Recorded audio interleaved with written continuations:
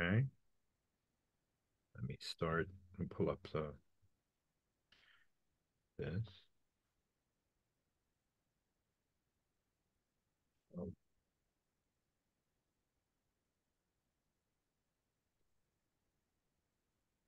So I honestly didn't think that was going to keep you in. I mean, I hope you weren't totally, if it wasn't totally in Bemetach the entire time. But I did leave you hanging when we were talking about Jewish involvement in Renaissance dance. So just as a reminder, we've been going through a lot of the areas in which Jews were involved in general culture. So one of the long-standing contributions of Jews to general Renaissance culture is this book on the right-hand side, Trattato dell'arte del ballo, the tractate or the study of the art of dance. And you have us left as just a typical Renaissance dance, written by a person about whom we don't know that much. His name is Guglielmo Ebreo, William the Jew. All I can tell you is that if his name was Guglielmo, odds are, for some reason, the name William goes together with wolf or whatever. So he was probably named Benjamin because many of the Guglielmos that appear in the sources, their Hebrew name was Benjamin. But all right, so fine. So we had one guy involved in dance. I mean, so Jerome Robbins was a choreographer. What's the big deal? So the answer is that it's a little bit more when it comes to dance, we begin to start getting to the issue of places where um, Renaissance culture and Jewish culture and halacha begin to interact. Let's call it that way. And for that reason, I want to return to for a minute to return to this takana. In 1507, the leading halachic authority in Italy was a man named Rabbi Yehuda Mintz, who was originally from Mainz, as his last name would indicate. He was Ashkenazic. He lived in Padova. He lived in Padova, which was the only part of which was part of the Venetian terra firma that Jews were allowed to live in. Jews at this point were not allowed to live in Venice. Um, and he was really the preeminent halachic authority in Italy. He, it's important to already here mention that even though, and I mentioned, and I've said this before, that even though that the Italian Jewish community was made up of three, and at this point four separate communities: the French, the German, the Italian, and now the Spanish, because this is after the expulsion. Nevertheless, the Italians generally never they were always deferential to somebody else. In other words, they never a specific Italian school of halacha never developed. Yes, they have minhagim, and yes, they have a liturgy of their own, and all kinds of stuff like that. But when it comes to a school, there's no specific halachic school which can be called Italian.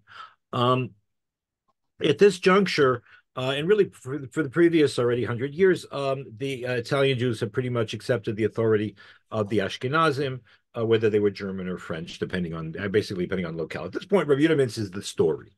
He really is Mishechmo Vamala. He oversees everything. He's the final word. He's from Shlomo Zalman Auerbach.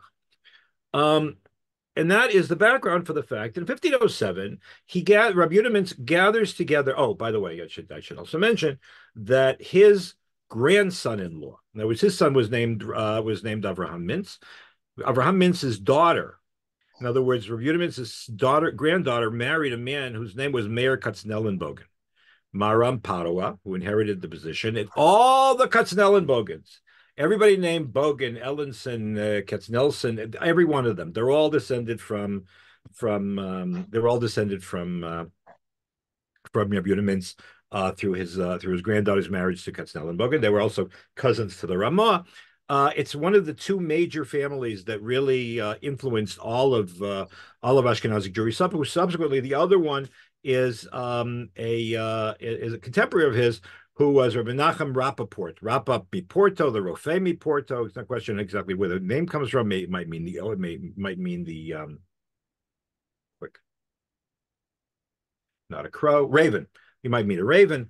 Those are the, but if you know a Rappaport who's wait a minute, hold it. If you know a Rappaport who's a Kohen, whose father was a Kohen, then they're from that family. Those are two major families that really had a big impact on all of the Ashkenazi Jewry. Anyways, so he got together. He organized a rabbinical convention of all the rabbis. This is outside the communities. It's interesting. This was not a communal thing. All the rabbis, like 50, 60 rabbis, get together and they pass a series of ordinances to try to deal with contemporary questions of halacha and morals. And so we come to this one. V'gam gazarnu. We have also decreed al hanashim shelo yirkadu im or yirakadu, that the men should not dance with married women. Shum zacharim nekeva nesua. Under no circumstance any married man dance with any man, right? Dance with a married woman. Milvad Purim. Except on Purim. When they had their Purim balls, everything goes. Omnam, however, Omnam, ima pnuyot yuchlu liraket, sorry, they can dance with unmarried women. Uvitnai, and on condition, shiu has charim elubashim malbush achel lamala mejapone, on condition that they're properly dressed. Be'ofen shebeit torfa yeh mechuseh lefachot. And I was after we are like, if you remember the, well, let's go back a little bit. If we see they're wearing here. Oh, actually, I have a nice picture here. Here you have a guy. The men are wearing hose, and they're wearing a jacket above. This guy has a jacket which is taken in. This guy is actually wearing some kind of pant. This guy is not. So this is against the Gezerah. This one is not. If you go back, if you remember the, sorry, if you remember, the truth of the matter is that now I've noticed on Netflix and on all kinds of other places, there's been an upsurge of interest in in Tudor England. So you have the books, stories, series about Mary Queen of Scots and Elizabeth and whatever. So they're all walking. If you take a look at the way the men are dressed, if they're at parties, so generally they wear hose. And they wear like these little pantaloon thingies around them. That's what they're saying has to be him, because you should not, what should I say? You shouldn't see where the moral signed his name. But in this case, no, there were no moral, but you get the point. And anybody who has the power or the authority to what's the word, to protest should protest. And if you don't keep these rules, then you're violating it. Das Yehudis, we know from the Gemara Ksubis, is a question of tznius. By the way, the interesting possibility here, tznius for men. The interest here is not what are the women wearing, but what are the men wearing? That's number one. Number two, notice they don't think that they can. It's incredibly telling that they said we prohibit it. And when we say people should protest, why don't they put them in chayrim? Why don't they? On other occasions, they legislate fines. They legislate all kinds of stuff. Why? Apparently, this is the kind of thing where they were really very, eager to get these things enforced, but they didn't themselves think that they could actually get people to obey. Which means that this is a situation which is very seriously rooted in contemporary culture. Now, when you consider the polemics that went on in the United States and in Britain in the 40s and 50s in Orthodox communities about social dancing and mixed dancing at weddings, and in Bnei Akiva with Chevrama Orevet, my dear, much lamented friend Amnon Shapiro in the 70s, wrote a long, very famous kuntrus against Rabbi Abiner already then, that who wanted separate boys and girls in Bnei Akiva. So, and here, Purim, everything goes, and if a married man wants to dance with, what is going on here? I mean, and by the way, this is not the Balabatim that are running. This is not the board of the shul or the board of the communities of Padua and its environs that are passing these rules. This is the rabbis. This is Rebuta Mintz, who's the major posek. I mean, it's as if, I don't know, do they have a Maran today? Whoever, Abdov Landau is the new Maran. So he comes out and says, you know what, you can dance with anybody you want on Purim, but you can only go, I mean, they don't even let you publish pictures of women, never mind. So what is, so a lot of people, when they saw this, said, well, you see, the Italians are not, they're not that from, but this is not the Italiani, these are the Yekas. These are the Ekas, many of whom, by the way, have relatives in Poland. Poland, at this point, is this beginning of the golden age of Polish Jewry. So what's the deal? So before I can explain what the deal is, I have to actually accent the question. And it gives you, and this, and I'm going to read this through with you carefully because it's so, this episode is so interesting, and it's so telling about daily life in Renaissance Italy. So this is a tshuva from almost around the same time, from Rabbi David of Corfu. Now Corfu, we know basically is from the Esrogin. They raise very nice Esrogin.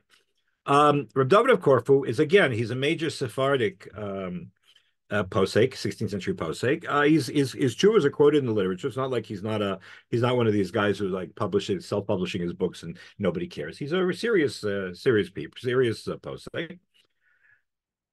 He's the Rav of Corfu. Corfu is an island in the Adriatic, which is under Venetian rule. Don't forget that in this day and age, Venice was not just the city and the area on the mainland called the Terra Firma.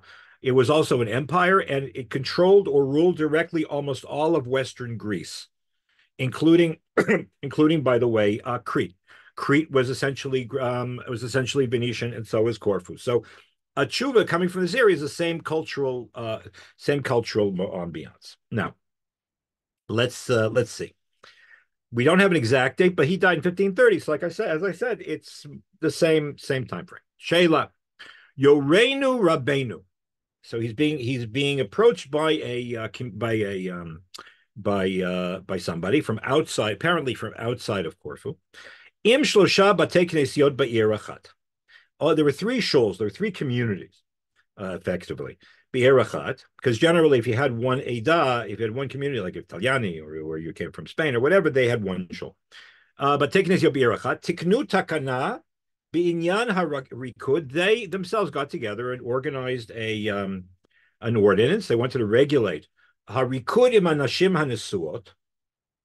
Under what circumstances? Now, the question is not is it mutter, but under what circumstances can married women dance? Mishum hadvarim hamachoarim, because of the ugly, the unseemly things. Shayu ovrim b'chol yom b'machol, because of unseemly things that would happen every time, every day, at the dance,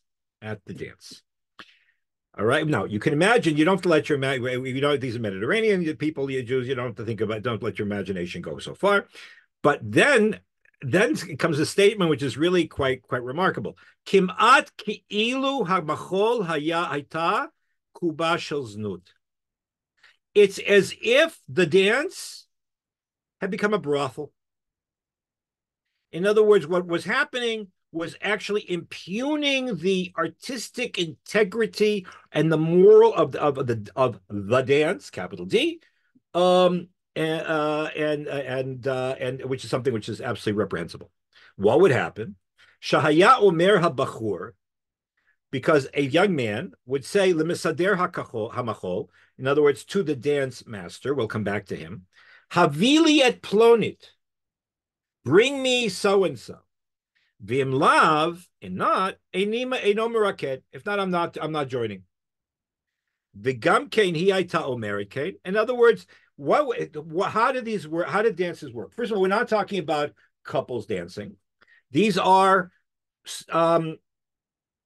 open dances. These are line dances. These are the closest thing I could compare it to today would be a square dance.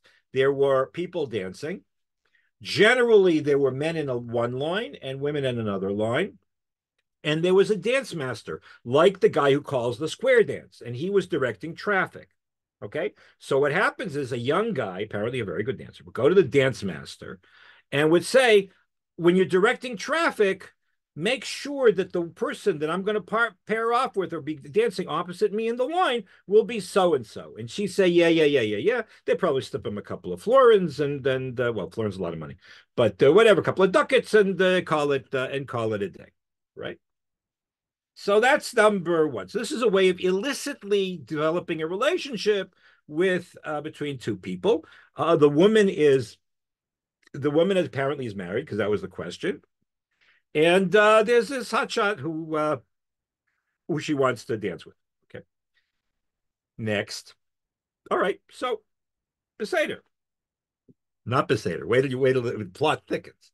Ubishabat echad. The dance used to take place on Shabbos.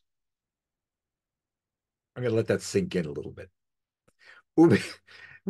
The dance used to take place on Shabbos. Why? Because that's the day off. A Rab Bilbul betoch hamachol. There was a big tumult at the dance. Ki ba'ala shel bachura, apparently an older husband of a young woman, amar leishto al tirakdi imploni. Don't dance with so and so. And then the husband, the I don't want to say cuckolded husband, say the jealous husband, comes in. Sometimes people don't read shuvas enough. There's a lot of amazing stories here. Okay, and then he comes in and says, you're dancing with Giacomo Jacobi. Okay, v'naseh bilbul. So he made a big tumult. Ad shehigia hadavar shebe'archaot shel goyim. It came to the point where apparently they called the podesta, they called the police. It made it to the somebody got arrested, and the archaot shel goyim generally means the courts. I don't think it means the courts. I think it means really the podesta. They call the cops. Ubirot. Okay, so this was a big scandal. Ubirot kol hakihilot hapirtza hayotzeit mizeh. When all of the kihilot heard about that, what kind of a violation had emerged from the dance. I'm emphasizing the D with the reading. Mezeh harakud amdu v'tiknu. So all of the kihilot, they had a major meeting, and they ordained v'samu cherem gamur, an absolute cherem. By the way, you have to understand, cherem is not. There was a time that cherem was a serious business because Jews did not have independent standing. They couldn't be. You were either Jewish or you were Christian. There weren't any Muslims to speak of except for slaves. Okay, you were the Jewish or you were Christian. If you were excommunicated from the Jewish community, you had nowhere to be. You had no one to live with. So it's like a living death. That's one of the reasons. It's one of the reasons why Al Pidin. I mean, it's already in Chazal. You see, a person who's been excommunicated or anathematized has to comport himself as if he's mourning.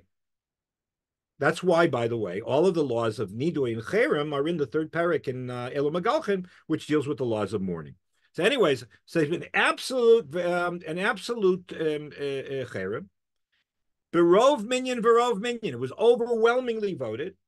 Im kol hachumrot. I mean, they're really trying to show us how serious this was. Shefshar shalo yiraked ele ish imishto.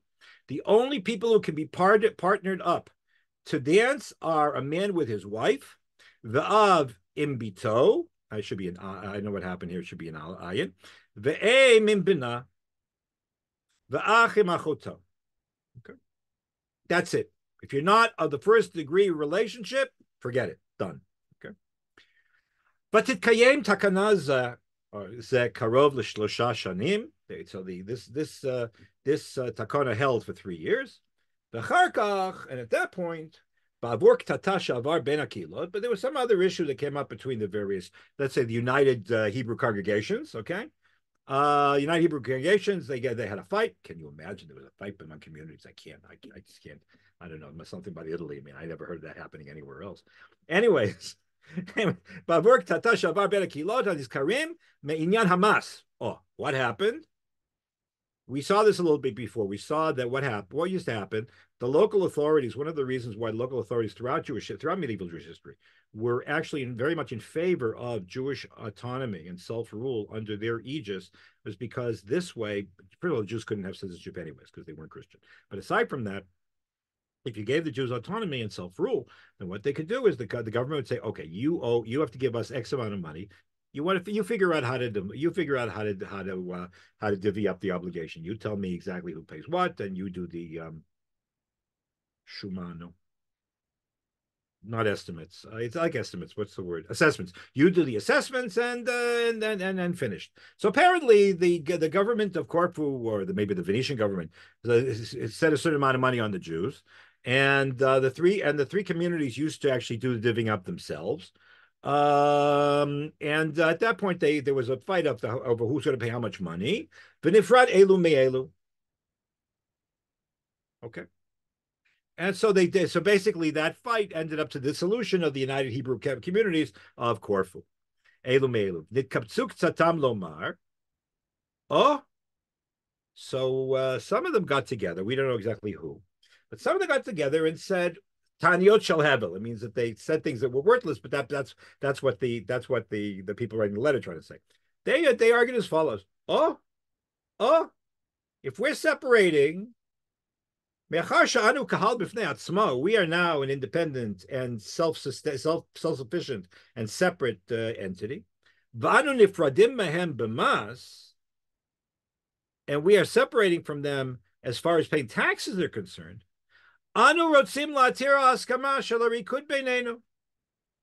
So we don't want to oblige anymore. We want to have open evening Shabbos afternoon for dancing without the restriction. We want everybody else with everybody else. No longer obligated by this restriction that we passed 3 years ago. And the answers. I'm sorry. And the rest of the community said no. We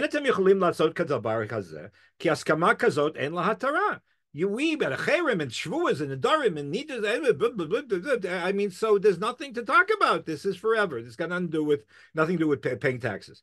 Kol shekay. Not only that, but you're a minority. Vanu arov. And the other guys, the guys who wanted out, said, "Hey, nobody wrote down." And since it's not written down anywhere, it has no validity.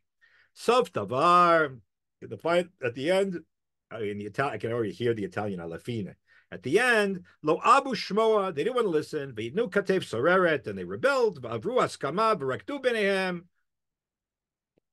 And they're having these mixed dancing. Okay, so then the question is, the question that comes up is, does the majority, one of these, does the majority have the right to impose its will on the minority of community? All right. What is going on here? Notice, first of all, that there's nothing, no, there is no, it is a given that a dance is a legitimate thing to do. The only problem was that it's exploited for non-kosher purposes. Number two, it's an accepted activity on Shabbos afternoon. Number three, there would even be no halachic issue with men dancing with men dancing with married women or whatever, were it not for the fact that the guys couldn't control their testosterone. What? What is going on here? Oh, and finally, there's one last thing. Is there music? What was there music at these things? I mean, yes. So the story in Corfu certainly confirms and deepens or expands our understanding of the background of the Edict of Rebuta Mintz. But what is going on here? So there's actually this actually has a side element to it. In this late 70s, I think it is, when Rav Yehuda Herzl Henkin Zatzal was the Rav of, not of Beit Shan, but of the Moshavim, the Kibbutzim in Beit Shan. He was asked, this is in the first chapter, in the first volume of Shelot Teshuvot B'nai Banim. So he was asked about mixed dancing in a circle. And somebody brought him this material, which had recently been published by a friend of mine, in my teacher of mine, actually, in the journal Tarbitz. So he gets a whole pilpul. It's worth, if you have B'nai Banim in your library, take a look. It's interesting what he did with it. But I told him later, I said, this is the first time I think that any serious posek has sit there and been mefalpel in an academic article that's relevant to the discussion. Okay. So what's going on? So I mean, so you have this Guglielmo Abreu. He's writing. He's developed a tractate on dance. You've got attempt to what was going on. Oh, so we begin to get a sense of what's going on from this. Okay, this is a this is a panel from the Rothschild Miscellany. The Rothschild Miscellany is one of the really most really lush and elaborate illuminated manuscripts to reach us from the late Middle Ages. From the late Middle Ages, it comes from North Italy. A Miscellany. A Miscellany is a it's a catch-all, or it's like a colbo.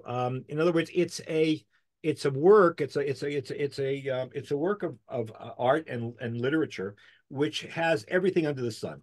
It has a Siddur, and it has a Mauser, and it has a Chumash, and it has a Novi, and it has all kinds of works of ethics, and tons and tons and tons and tons of stuff.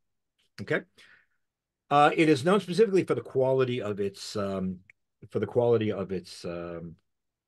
its artwork. It is you can see it's been actually been um, reproduced. What's the name of the? There's a company called Facsimiles Incorporated, something like that. You could have one of your own if you want, like for $4,000. And also the original is in the Israel Museum. Okay, so in any case, these things were bought by either communities or by very wealthy patrons, because these things cost a fortune. They're all done by hand, and they're big things. And generally can be taken, especially the ones that were commissioned by communities, as reflecting contemporary norms, because you wouldn't make a picture of something which is not. I see a question. 50s was really dance on Shabbos, which are the with boys without music, of course. Yes, that's true. We're going to see, but you're going to see over here on the right hand side, the guy's got it was not a guitar, it's a lute. Um, the so anyways, you're going to assume that it reflects, normative practice. So this is apparently a picture of a Sheva Brachas in northern Italy. Northern Italy, by the way, was populated more by Ashkenazim, and French means it's fruma. It's a much firmer population. And look what's going on. So let's take a look at the picture. Number one.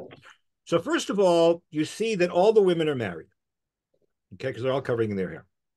One of the other, it's interesting, one of the other ordinances of Rabbi Yehuda Mintz was that women shouldn't wear wigs or falls, but they should only wear a tichel because wigs and falls look just like human hair, and therefore they're counterproductive. If that does that sound familiar? Anyways, notice that the men are dressed appropriately. They're wearing those balloon things underneath their tunics, and there is a certain amount of touching where the women are taking their partners by the arm. Now, if these are married couples, so there's really no issue. If they aren't, so that raises the question. The issue is what could possibly be the problem with this kind of dancing. So number one, the question of Jews involved in line dancing goes back all the way to the 13th century, at least. And Maram Rutenberg is quoted in the middle of the 13th century as saying he doesn't like it, he can't prohibit it, but he said, but he invokes a pasuk yad li yad lo yenakera, that if one hand touches another, you can't one hand to another can't avoid evil. Meaning that the way that they used to dance was that if you take a look, the men sometimes they wore gloves, sometimes they would hold like this, which could seem to be doesn't have to be necessarily erotic. And sometimes, if you look at these Tudor era TV shows, one hand's on top of the other like this, like that. So you could actually go through this without actually having without actually touching.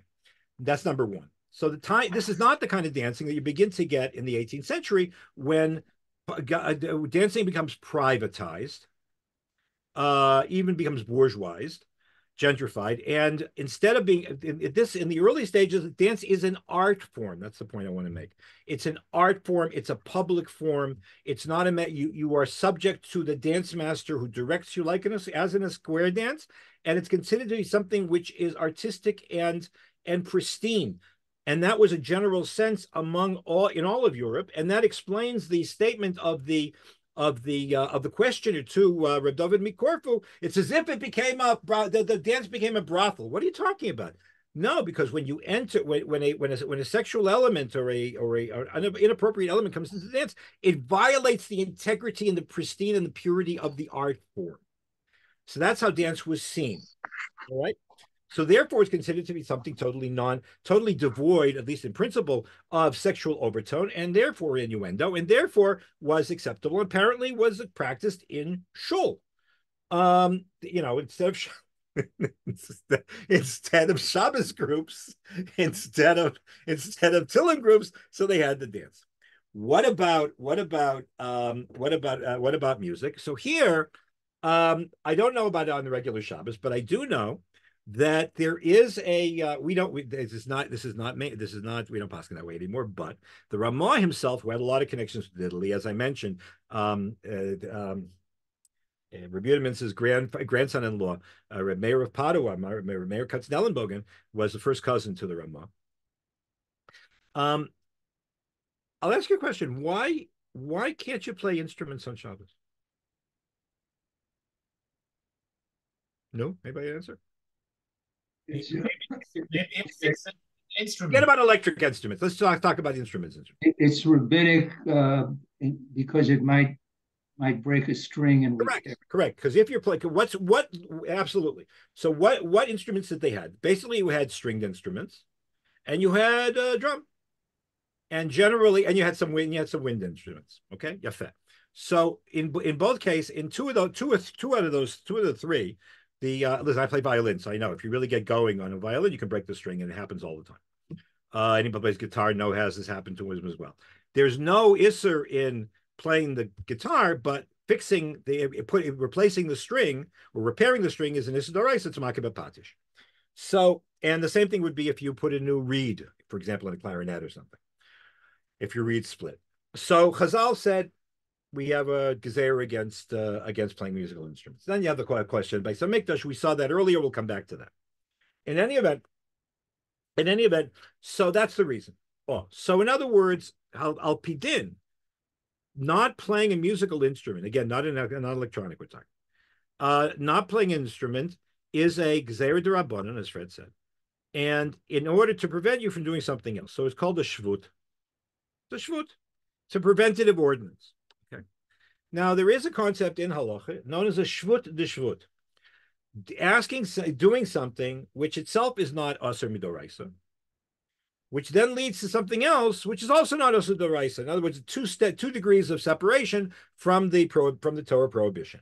So, for example, if you have if asking, it's a machlokas rishonim, but we paskin that asking a non-Jew to do a malacha, to do a real, Torah prohibited action on Shabbos is aser. It's aser midrabanan, because you might come to do it yourself. So it's okay. Shvus, we paskin amir la'akum shvus derabanan. Yefet. There are circumstances, however, in which you can actually ask a non-Jew to do something for you that is aser midrabanan if there's an overriding justification. If there's an overriding reason. So, for example, if the only way I can make Aliyah is to buy a ticket on Saturday morning at 10, all right, then I'm allowed to go into a non-Jewish travel agent and buy the ticket because the shvus is mutter b'makom yishuv Eretz Yisrael.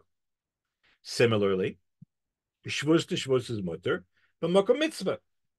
So, for example, I remember when I was a young married. I was a rabbi of a little community in Queens, and Shabbos. It was Erev Pesach Shchalios b'Shabbos. Erev Shabbos, my father-in-law came over and installed our first Shabbos. Installed a Shabbos clock on the wall for us, And he did such a good job that when the lights went off, it did the whole thing could shut down. There was no lights. So we got through Shabbos, but we're gonna do Pesach. The Seder was at night, so not a problem. I went to my next door neighbor after on the way back from shul, and I asked him actually directly, would you please, could you please put on the light in my, I explained what the problem was and so on and so forth. Because it was short, because putting on a light on Yontif is also a Rabbanan. I asked the guy, he put it on, fine. Not only that, but he started to cry. So I felt bad. Why are you crying? He says, no, you don't understand. He grew up on the Lower East Side, and as a little kid, he'd been a Shabbos guy, and then nobody had asked him to do this in 60 years, and blah, blah, blah. So he was very happy. Anyways, Shvus Makom Mitzvah. Okay. So, therefore, and this is what the Ramah paskins, and this was apparently the accepted position in Italy and in other places. Apparently, it was true in Poland as well. That if there's a Sheva Brachas, for example, on Shabbos afternoon, you can ask non-Jewish musicians to play music at the Sheva Brachas, both for background and for dancing, because it's a shus to shus mitzvah b'mokum yishuv Eretz Yisrael. I mean, b'mokum simchas chasam v'kal. Okay, so that apparently explains. So if the scene in front of us, indeed is a scene from a Sheva Brachos, which actually it is. The text around it is, in fact, Sheva Brachos. Then it could very well be that if it's on Shabbos, then that was the justification. Later on, the poskim say, "No, you can't do it." Da, da, da. Okay, fine. But this was what was going on. But the most important part of it that I want to emphasize is the fact that dance was seen to be a legitimate art form, which apparently was adopted in the synagogues. Nobody saw any problem with it, as long as its integrity wasn't violated with sexual peccadillos. That changes in the 18th century, as I mentioned, when this line dancing art form stops. And then you start getting dances like the gavat and like the waltz and like the later the foxtrot, which are, as one person once put it, the vertical expression of a horizontal desire. I don't know what would be today because nobody dances with anybody today. Everybody jumps up and down. But that was considered. But the dances that developed in the minuet, all of these are considered to be not public expressions but private expressions. They're considered to be much more sexually charged, and actually initially not a little scandalous. Repairing an instrument is metaken a lot of makabapatish, correct? Mesaken mana, actually. Thank you. But that's a shift. That's got nothing to do with this. So that was I should have double checked to see what Rabbi Henkin said about this takana, but that's what he's talking about. So that explains to us this is a significant element of Renaissance culture, which has made itself at home in the synagogue.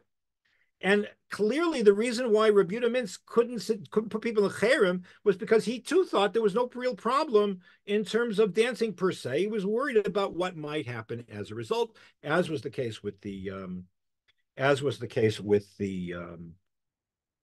communities themselves. Okay, next. Another thing that was really very popular, I mean, people were bored, like there wasn't television. So a lot of the things that actually was very, very, very common among Christians and Jews was gambling. You remember Falcone? Remember him and his wife in Pavia? What was it he applied for a license for? He wanted to have a casino in his hotel or in his inn, and the Christian obsession with general obsession with gambling became a very big deal among Jews as well. And it had implications all over the place. Jews were apparently gambling like crazy, and the rabbis didn't know what to do with themselves because, first of all, gambling with halal, if you're a professional gambler, then you're a pasalatus. That already the Mishnah says. But people were gambling on Shabbos. And interesting, one of the many years ago, I was the head of a think tank, and one of the issues we dealt with was the question of ball playing on Shabbos, and it was strikingly one of the issues that came up. It was never quite mentioned, but it's hinted at in the literature. In the Middle Ages, there was there's a European game called Pelote, which branched off later into tennis and no, what's it called? That they play in Miami with the funny rackets. Highlight, both of which highlight, which they still bet on. And Jews were playing this on Shabbos, and the rabbis didn't know what to do with it, so they started to make a rumping. There's no real reason not to play ball on Shabbos. Although interesting, it's really striking that there's far more objection on the other side of the pond. There's far more objection among Orthodox rabbis to kids playing ball on Shabbos afternoon there than here. Here, kicking around a soccer ball or a pickup baseball game is like nobody pays attention. Nobody thinks about it twice. But anyways, so Jews are gambling. So they have to try to they try to regulate that too. So this is this is a paragraph from um, an ordinance, a series of ordinances that were taken together by Jewish communities 100 years before we were talking before in 1460 in the city of Forli. I'm not going to go into these are Jews, by the way, gambling, playing dice. I'm not going to read through the whole text because we're coming up to the end of the hour. But I will just tell you that they said you're not supposed to play with goyim, and you have to restrict the amount of money that you bet. And if you're going to play cards, you can't bet on them, and a whole bunch of stuff to prevent. In other words, there's nothing wrong with gambling, but you have to look out for what might come from it. By the way, one of the I don't have it here. I'm sorry. I should have actually put it up. One of the most amazing tshuvas on this issue is a long tshuva of Rabbi Shimshon Morpurgo, in which he yells and screams about gambling. But if you're going to donate your winnings to the shul, then then we can reconsider. I'm going to go here. Okay, this is not so important. We're going to come back to sumptuary laws, but I just want to share to close with this. One of the other things that Jews did was they used to go hunting. Jews and hunting generally don't go together. This is again a tshuva of Reb Shamshon Morpurgo from Ancona. This is a picture of just a typical Renaissance hunting scene. We know that Jews were going hunting. They were going hunting with non-Jewish friends, and that's considered to be so un-Jewish. In fact, you see how Shimshon Morpurgo opens his act. Shamoa tishma lemechakok shema chochma umusar chatat han bachurim. It's I hear violation of all musar, that the sin of the young men that they go and they hunt. First of all, it's because it's baltashkas, because you can't, if you hunt an animal and you kill it, you can't eat it. So what's going on? But we know for a fact that Jews were very, very capable huntsmen. And with this, I'll close. In fact, one of the more interesting cases of hunting was there was a man of incredible, exquisite piety. His name was Meshulam de Volterra. Volterra is a town south of Florence. He left behind, among other things, a diary of his aliyah, which he made more than once to visit Eretz Yisrael. He became friendly with Avadia Mibar Tanura when Avadia Mibar Tanura was making aliyah in 1488. This same Meshulam of Volterra, who was a wealthy banker, his hunting partner was Lorenzo de Medici the Magnificent. So this is a very unusual community.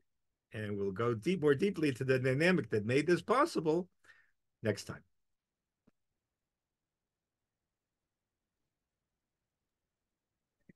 Thank you. It's like golf. I was like golf today. You discuss your business transactions. Yeah. Oh, absolutely. No, that's clearly. I mean, we've all. I mean, let me put into small group. When I lived in Riverdale for 9 years, and I saw more big deals go down in Kiddush. It's like, it's funny because I remember once when I was Rav Ovadia Yosef's neighbor, so I was in the middle of a project and they needed his permission to publish something of his. and I lived on top, and he lived right below me, and so okay, so I went and I went to I happened to bump into him in the hallway. So I said, I just left him a note and I asked him, is it okay? He said, sure, fine. So I wrote an email to this to the person I was working with. He says, how did you get an appointment with Rabbi Avad? What apartment? This is Israel. You see a guy in the hall and you go and you do what you got to do. So I mean, and so I then later on it hit me that why doesn't he know that? I mean, the most important place in the world is Kiddush. I mean, it's like, all right. Thank you. Amen. Amen. Looking forward to next week.